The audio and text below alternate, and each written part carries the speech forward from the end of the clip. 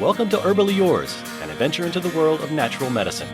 Here is your host, Dr. Ellen Kamai, the natural nurse who will help you take the leap to ultimate wellness. Greetings, and thank you so much for joining us today, right here on Herbally Yours. We bring you Herbally Yours every week on 90.3 WHPC, the voice of Nassau Community College. You can listen to us live on air or also online and on iHeartRadio, on Odyssey, more or less wherever you're getting your podcasts of your choice. Herbally Yours brings you the latest information about the many facets in the world of natural living. Today, my guest is registered dietitian Carolina Schneider. She is a registered dietitian and founder of Hungry for Plants. She specializes in plant-based nutrition, and she herself has followed a whole food plant-based diet for her entire adult life. Her experience, combined with her passion and knowledge, equip her to help others better understand the nutritional benefits of food and how to incorporate them into your everyday life. Originally, she is from Brazil, and she is fluent in Portuguese, English, and Spanish. She received degrees in journalism and public relations, which give her the foundation to be the educator and influencer that she is on plant-based lifestyle. You can find her at Carolina the Green RD on Instagram. And she obtained her master's degree in nutrition and dietetics and is passionate about nutrition science and helping individuals improve health and well-being through food. And we have links to her Instagram and her website, Hungry for Plants. And thank you so much for being our guest today, Carolina. Hi, Ellen. Thank you so much for having me. Now, am I pronouncing your name correctly? Yeah, that is perfect. Okay, that's great.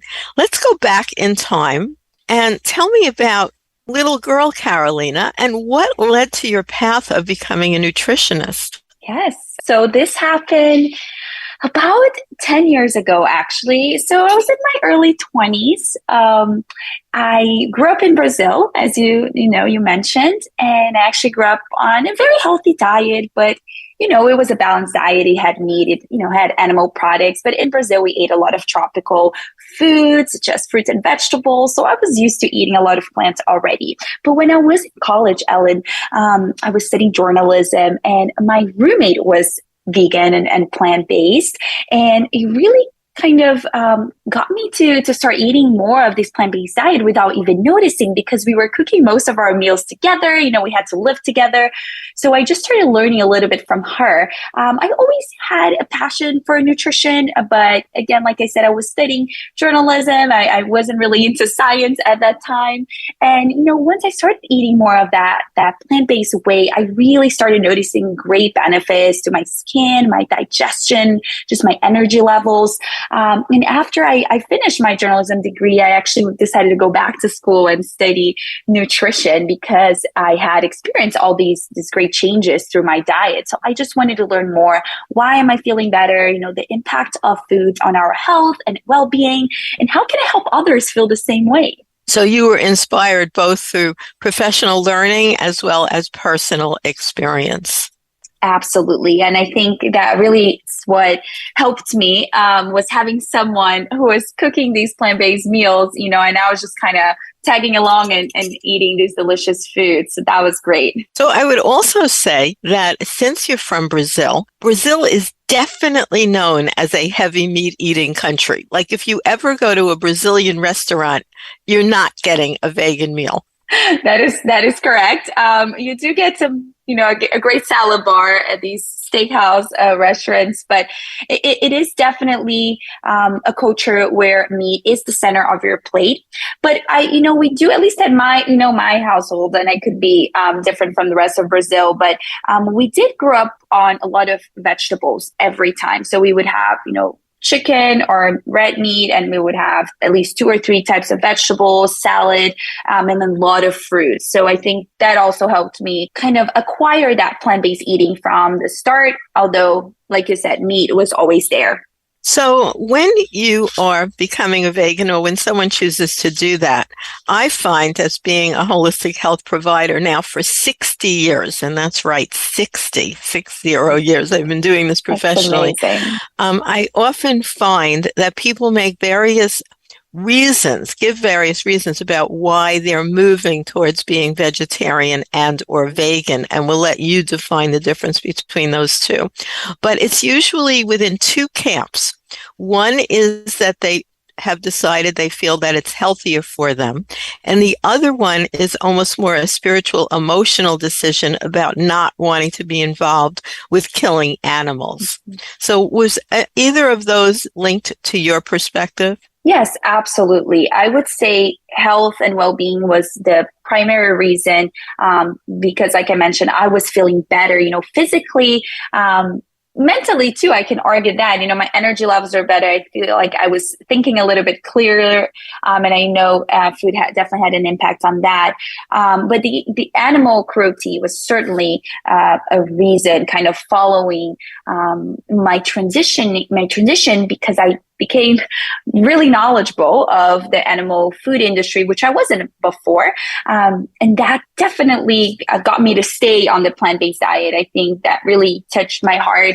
Being an animal lover, having animals, it was pretty an eye-opening experience to see the reality of that industry. And I think a lot of people are passionate for this plant-based eating to prevent harm to animals and try to kind of shift the way that we eat here, especially in the US. Right. So now, of course, especially because you're young and you have an interest in this particular topic and you know how to do things like Instagram and things like that. So you are known as Carolina the Green RD. Yes, that is me. It's a fabulous handle. I would like to suggest that you move towards doing a registration of it, a trademark, like my moniker, The Natural Nurse. There's an R after that with a circle. So anytime someone else is saying The Natural Nurse, I just send them a nice little email saying, let's not have any kind of issue. I'm the Natural Nurse. You can't use that. It is a registered trademark. So since you're putting so much time and energy into creating that, it might just be a good idea. Absolutely. Yes. Thank you for the tip. Yeah, because everybody will go, wow, that's a really good name, which it is. What made you think of it, the Green RD? Oh, that's a great question. I've always been drawn to green things, green food. So everyone was always making that comment when I'm eating, like, wow, your plate is so green or your smoothie is so green. I really, truly love greens, leafy greens, broccoli, collard greens. Obviously being a registered dietitian, I know the incredible benefits of eating these foods. You probably definitely know this from research. We see so many great disease preventative benefits from green vegetables. So I wanted definitely something, the word green in my name, and I just had to really brainstorm. I remember waking up in the middle of the night and thinking of a name and writing on my notes on my phone, and I just had this little list, and then I started asking people kind of what they thought, and the Green RD really resonates with me because I eat a lot of green foods, but it's similar to with my Hungry for Plants, Ellen, that you mentioned my website earlier. That name I actually had for about 8 years. And I thought about it and I started buying the domain until I actually had my business to use the domain. So here we are today. Yeah, it was a wise idea. Now, on hungryforplants.com, what will people find? So I work currently with food and beverage companies, only plant-based ones. So I help them kind of build their nutrition credibility online. So writing articles, right? As I mentioned, I did study journalism. So I write nutrition articles. I create short form videos for them, educating people on the benefits of their products or certain, ingredients in their products. And then I also have a blog, Ellen, which I'd love for your listeners here to check it out on my website. The latest one I published was, I think it's such an important topic that I would love for us to talk about here today. There are supplements that I recommend when people are transitioning to a plant-based diet, right? So as you know, to being so into health and wellness and, plant-based foods, that it really is a big transition and it needs to be done right. So there are in particular 4 supplements that I recommend people really making part of their diet, especially. Okay, so wait, let's introduce that topic because it is very important. And also let me introduce you again. So thank you, listeners, for joining us today on Herbally Yours on the Voice of Nassau Community College, 90.3 WHPC. I'm Ellen Kamai, the natural nurse at naturalnurse.com. And today our guest is nutritionist Carolina Schneider. She is known as we're talking about her website, which is beautiful. It's called hungryforplants.com. And then on Instagram, she's Carolina Le Green RD, which are both wonderful names. So what you're about to discuss is an incredibly important topic because so many people I know who do become vegan for various reasons. One, for health. And it gets them off that junk food diet. They were only eating at fast food restaurants and tons of wheat every day, as I'm sure you find people that have a bagel for breakfast and pasta, a sandwich for lunch and then pasta for dinner. They're on wheat the whole entire day, and meat and toxic chemicals, preservatives, dyes, all that stuff goes along with that standard American diet. I don't know what the standard Brazilian diet is or if it's really so laden with chemicals, but then they decide to make a change like you didn't suddenly do it. You did it through experience and saying, wow, it makes me feel so much better, to strict veganism. Now, veganism is different than vegetarianism, which you can help explain to us. So what is the difference between vegan and vegetarian? Yes. So a vegan diet excludes all animal products. So anything that comes from an animal. Whereas a vegetarian diet, it excludes meat, right? So the flesh of the animal. So it excludes the red meat, the fish, the chicken, but people still consume animal derivatives, right? So dairy, so cheese, yogurt, milk, eggs are also part of the vegetarian diet, and honey. So those are the different elements there from vegan and vegetarian. Right. And sometimes, like you said, with supplementation, because when we start looking at that strict vegan diet, there is such a long list of deficiencies. And I have to say that many clients that I have had over the years who were following a strict vegan diet, not like you a couple years, but for 20 and 30 years, they really become deficient in a very long list. Because of course now I really think everyone should have all their nutrients tested like once every 2 years. But the one that we know so well is B12, but they also become low in zinc, iron, vitamin A, and long-chain fatty acids, which I think you discussed, like EPA and DHA, and really start to feel like much less vibrant. That's what I have seen, that it's such a difficult choice, and you do have to supplement if you're going to choose that. Absolutely, Ellen. And I just want to touch quickly on why that happens before I jump into the in particular 4 supplements that I always recommend. But, when we're getting our nutrient from plants, we know plants are incredibly nutritious and so wonderful for our health. However, plants have a defense mechanism themselves. So that makes it harder for us humans to absorb and break down certain nutrients. Whereas in animals, they do that conversion for us. They eat the plants and then they kind of convert the nutrients into active forms. When we eat the animal, we're getting the nutrients already broken down, essentially, to put into simple terms. So because of that, absorbing nutrients from plants, it's harder. So that means you need to eat a lot more of it, which is hard. Nowadays we're busy. It's hard to really be always eating these full meals full of wonderful foods and cooking. So with that, the 4 supplements that I always recommend is definitely vitamin B12, as you mentioned, which we need for energy production and neurological function. There's one in particular, Alan, that it's called a vegan aged garlic extract, which is kind of new. Maybe we can talk about this today. It's pretty exciting for me.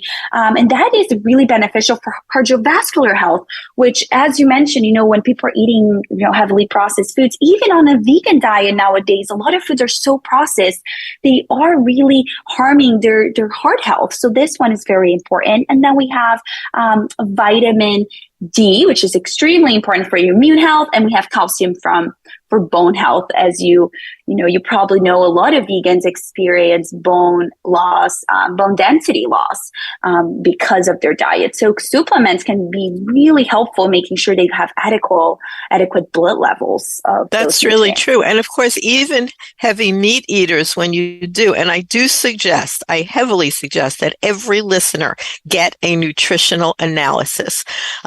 Your regular doctor will sometimes not even know what that is and not know how to do it. You need to see a holistic practitioner, or actually nowadays, anyone can order their own blood work. You probably know that. Anybody can order their own blood work. They do not need a provider to write a prescription. So, it is really good to know every single thing that Carolina just mentioned. Where are you at with your B12 and your calcium, your vitamin D? And there's other very important things. Like one that I find deficient in almost every vegan I've ever tested is something called carnosine. And carnosine is a really important protein. It's a dipeptide, which means 2 amino acids. And it's mostly concentrated in the brain and the muscle. And there is no vegetarian source of it. It is only found in animal foods. Unless you can tell me otherwise, I've never been able to find it.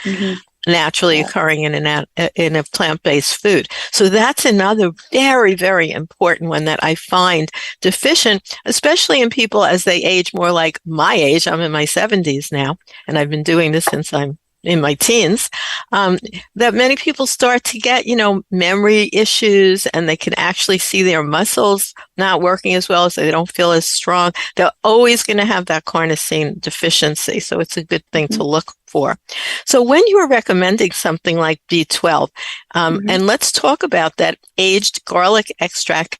I mean, you would think garlic is vegan anyway. It's a plant. So what's special about a vegan aged garlic extract? Yeah, absolutely. So just to touch on the difference between raw garlic, which is incredibly nutritious as well, and aged garlic extract. So aged garlic is essentially garlic that goes through an aging process, and that process really increases the wonderful benefits of garlic. So it makes garlic more potent. So those antioxidants and those anti-inflammatory compounds that we know raw garlic to have, it really maximizes that. And like I mentioned, absorption in plant foods can be difficult. So you would have to eat up to 28 cloves of garlic, which is a lot, to get the same benefits as this supplement in particular that I'm mentioning here. So I personally love Kyolic Vegan aged garlic extract. This is a brand that's been around for so many years, Ellen, and I know you appreciate science-based nutrition as well, right? So they have tested in hundreds, they have hundreds of studies where they tested this supplement in particular, and what they see is that it really improves a lot of the risk factors for heart disease, so high cholesterol, high blood pressure, clogged arteries, and that's because the garlic is in that concentrated state. When you take the supplement, you're getting a lot more of the benefits versus eating the raw garlic, which, don't get me wrong, still eat garlic. You still get great benefits. But when we're talking about heart health, it's really important that we have something that's really well studied. It's in the most absorbable state. So that's really the main difference here. And Ellen, before I just wanted to touch something you mentioned, supplementing when you're vegan. A lot of people don't realize that most of the supplements in the market are not vegan themselves, right? The way they are formulated. So a lot of supplements have gelatin, they have beeswax, or they have the nutrients coming straight from an animal, right? So they source the magnesium from the animal, and that makes them not vegan. So maybe a lot of people don't realize that they're trying to supplement, but they're supplementing with something that's not vegan. So for those following a vegan diet, it's important to, read the labels. This one in particular, Kyolic, they have a vegan supplement, meaning that the capsule where it's, the product is encapsulated, it's all vegan. Oh, so that's great. that's how it's different, because Kaolic has been on the market as a well-respected form of aged garlic. And what's so incredible, like you mentioned, is that particular company has invested deeply in real research where they look exactly at using that specific kind of garlic versus whole garlic versus other kinds of garlic supplements. They're really fantastic in terms of their specific research. But so that's what might be different. So they offer some of their aged garlic in a capsule, perhaps, that is not vegan. And then they have another one that is, but you have to read the label. I mean, or just all of them are using a veggie cap now. Yeah, correct. I think the original ones, and they still have them, are not vegan because of, the capsule and maybe gelatin or other ingredients there. But now I'm sure, I don't want to speak for them, but I'm sure they realized that the huge shift towards plant-based diet. So they wanted to accommodate vegan people. So the one I take says vegan, Ellen, right on the top there, on the packaging. Okay, so they indicate that. Other than that, what you do, and anyone who takes supplements, I really believe, should become an avid label reader, because a lot of supplements are full of all kinds of really toxic chemicals. In fact, people probably have heard of talc, and talc is now being linked to cancer all over the country. People are having lawsuits and winning millions of dollars because of using talc. And yet, in many supplements, it is used as a drying agent, and it's right in the supplement. Crazy, Ellen, you're completely right. I couldn't agree more. There's so many ingredients in supplements, and we know obviously in food products as well, in the grocery stores, that have been shown to increase cancer risk or other conditions, and they're still being used, which is really upsetting. And obviously for someone buying a supplement who does not have a science background, they're not going to know, right, Ellen? It's hard for, just the normal consumer to go in there and read the ingredients and know what's good and what's not. So it's really upsetting that the industry is still using such harmful ingredients, that can really harm our health.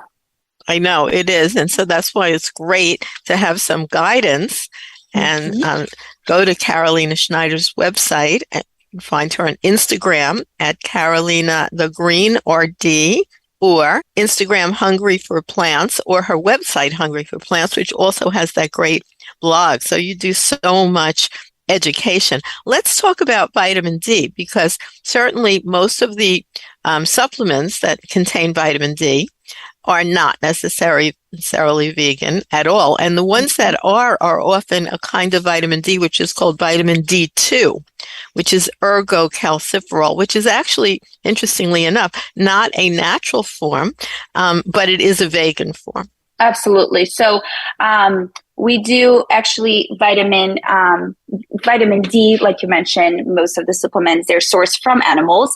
So looking for the vegan ones, it's so important. There are different complexes too that you can now find for vitamin D that are sourced from lichen. Am I saying this correctly? From the plant versus the animals. Most vitamin D, comes from sheep's wool and other types of animal products. So, Ellen, this is so important because now we see that, when it comes to sun, we know vitamin D, you can get that from sun exposure. But at the same time, we see that the relationship of sun exposure with skin cancer, right? So it's not really a suggested way, the preferred way to get vitamin D. And, as we've been mentioning here in foods, especially vegan foods, sometimes the nutrient is not there fully. It's not as easy to absorb, or there's not enough amount. In fact, for vitamin D in general, you would have to consume about 6.5 cups of cow's milk or vitamin D fortified plant-based milk to get the bare minimum, right? So that's a lot of milk. So that's why the supplement, my personal opinion, becomes such an easy and efficient way to get vitamin D. And, maybe people want to read their labels because there are different forms. One is called D2, and D2 is ergocalciferol, which is a different chemical than D3. and D3 is actually absorbed much better. And you're right.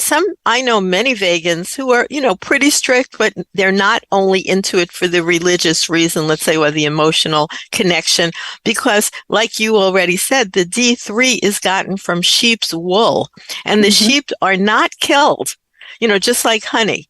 A lot of vegans will not use anything that has honey in it, but the bees are not killed for the honey. So some people make that, qualification that they're okay with something like lanolin, which is just where they soak the sheep. The sheep are sheared anyway, and the same thing with honey. But then if you're stricter, you don't want anything from an animal. So, of course, you'd never wear leather clothes. And, it depends on where you sit. Exactly. So I love that you mentioned that, sometimes the animals are not harmed, but the ingredients is still coming from the animal. It's an animal source. So sometimes people will not want to consume that. They want everything to come strictly from plants or non-animal sources. So that's when that comes into play. And now you can find D3 that's vegan, and you can see that on the label. Ellen, I think for the most part now they all say vegan, which is nice, right? It makes it easy for people to make their choices. So that's great. It is a good idea. And that particular one is usually from algae, which is considered a vegan source, but not even by everybody, because algae itself, biophysiologically, is a kind of almost a combination between a plant and an animal. So we're just about out of time right now. I want to thank you so much for being our guest today on Herbally Yours, Carolina. I'm so happy that you are the Green RD. That's such a wonderful moniker, and thank you for helping to educate people in all the good work that you do. Thank you, Ellen. Thank you so much. And I hope to see you guys there in my Instagram, as Ellen mentioned. If you want more information on that aged garlic extract supplement I mentioned, it's KYOLIC.com, and you can find more there. Well, thank you so much. And thank you, listeners, for joining us once again right here on Herbally Yours on the voice of Nassau Community College, Garden City, New York. For further information, you can email us at WHPC@ncc.edu. This is your host, Ellen Kamai at naturalnurse.com, inviting you to join us again next week for another edition of Herbally Yours. Until then, stay healthy.